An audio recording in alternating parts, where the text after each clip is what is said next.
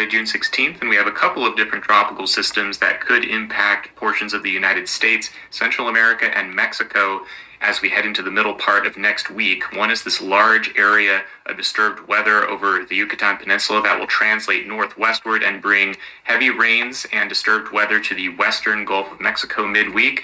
And the other is the system of non-tropical origin at the tail end of a front to the east of the Bahamas right now, which may move toward the southeastern U.S. around the same time, middle part of this week, and could bring disturbed weather there as well. We're going to start off with the Central American gyre that's currently developing around Central America.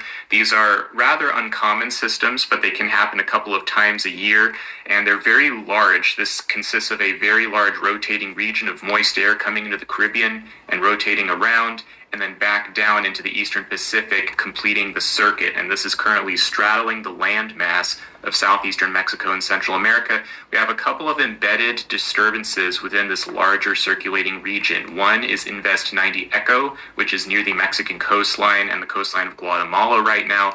The other is a vorticity maximum currently east of Nicaragua, which will be rotating around the northeastern edge of this broader cyclonic envelope over the next few days. And what you're going to see is this whole thing translate toward the northwest into the Bay of Campeche and western Gulf of Mexico more generally over the coming 3 to 4 days.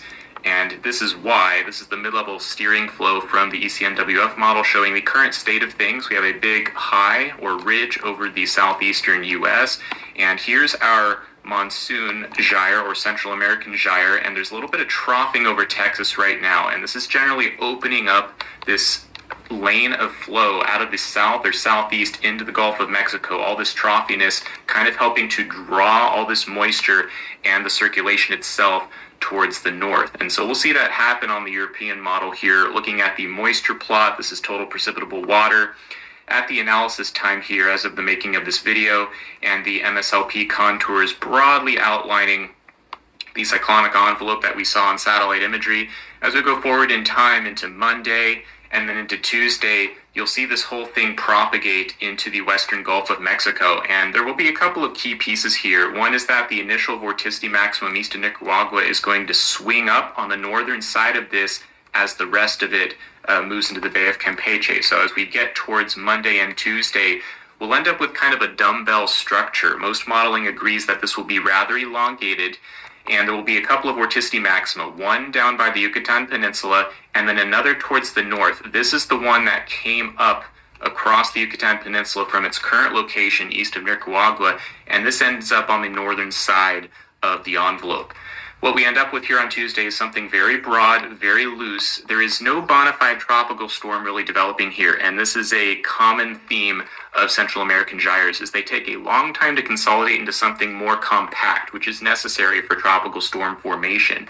So this will take a long time to come together, and it's possible it never becomes a tropical storm at all. It's really about how much time it gets over water, and the answer here is maybe maximum a couple of days. You'll see the whole thing continues to move northwest, and then eventually into the South Texas, northern Mexico area, and it never really tightens up on the European model. However, what it is bringing with it is a lot of deep tropical moisture getting funneled into the coastline from the southeast. You can see these dark purple colors indicating the deep moisture, and strong southeasterly winds even well away from the center of this very broad and loose area of low pressure. Now, one thing we will have to watch for in the evolution of this system is whether the northern side tightens up at all any more than the model currently expects. And we can see that on the 200 millibar map, looking at the upper level flow. At the time when the system is dumbbell shaped like this in the lower levels, this northern side is well positioned where most of the upper level divergence is. There's a little bit of an outflow jet streak here out of the southwest, and the air is accelerating out of the Gulf of Mexico in this location. So air is spreading out here. Upper level divergence promoting more thunderstorm activity could amplify the northern side of the circulation. And there is still some uncertainty there whether something smaller scale could tighten up near South Texas relative to the broader circulation envelope.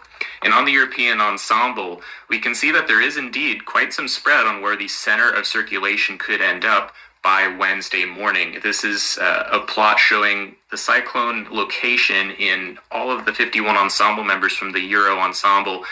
each has a red number. And so we see a clump that are down here in the southern Gulf, but then there's another clump closer to South Texas that shows that northern side may be amplifying a little more.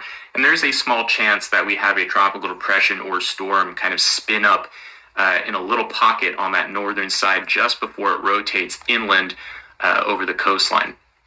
The GFS shows some potential for this, showing a little bit more tightening of the northern side of the circulation. You can see the main center is down here, but there is a bit of a trough axis extension up toward Matagorda Bay, and this could indicate a little bit of tightening up here. Now, whether it's a bona fide compact tropical storm, we're going to get maybe a tight pressure gradient here and some onshore flow that could reach tropical storm force, even if the system doesn't meet the organization level to be officially called a tropical storm by the National Hurricane Center. The weather may feel similar. So if we get all this deep moisture, heavy rain, thunderstorms, and strong onshore southeasterly flow, we're in for some blustery times on the Gulf Coast of Texas and northern Mexico as this comes in. Hurricane Center outlook now up to 70% chance of a tropical cyclone forming in the western Gulf. These odds have been creeping up over the last couple of days, but again, it will come down to how much time the system has to consolidate over water, and that will be a little limited, so there's a chance it doesn't develop still,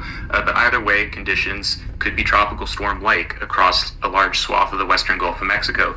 And either way, there's going to be a lot of rain. This is the GFS ensemble mean expectation showing all of this corridor of heavy rainfall translating toward the northwest over the course of this week, and you can see that there is a northern boundary to this that's a little uncertain whether it makes it all the way up into Louisiana or the Houston area. Some models do defer on that. Much will depend on whether that northern side really tightens up near the Texas Gulf Coast, like I mentioned earlier. But either way, expect in this area to potentially be dealing with a lot of rain. They do need it in the southern part of Texas, but hopefully we don't get too much too fast here. The Weather Prediction Center upper level ridges, not directly beneath the curve. Steering flow in the south open trough at this point on Thursday. In all likelihood, this outflow from the of its way towards the coverage and coastal flow through agreement on exactly inside. Let's hope no one gets more than that from this right now. One more look at the NHC outlook here. The system we just talked about is at views and rough surf along this part of the coastline, which is often the case whenever we get strong wind out of the east. Aim to blow through, but active coverage, and there's now one more look at the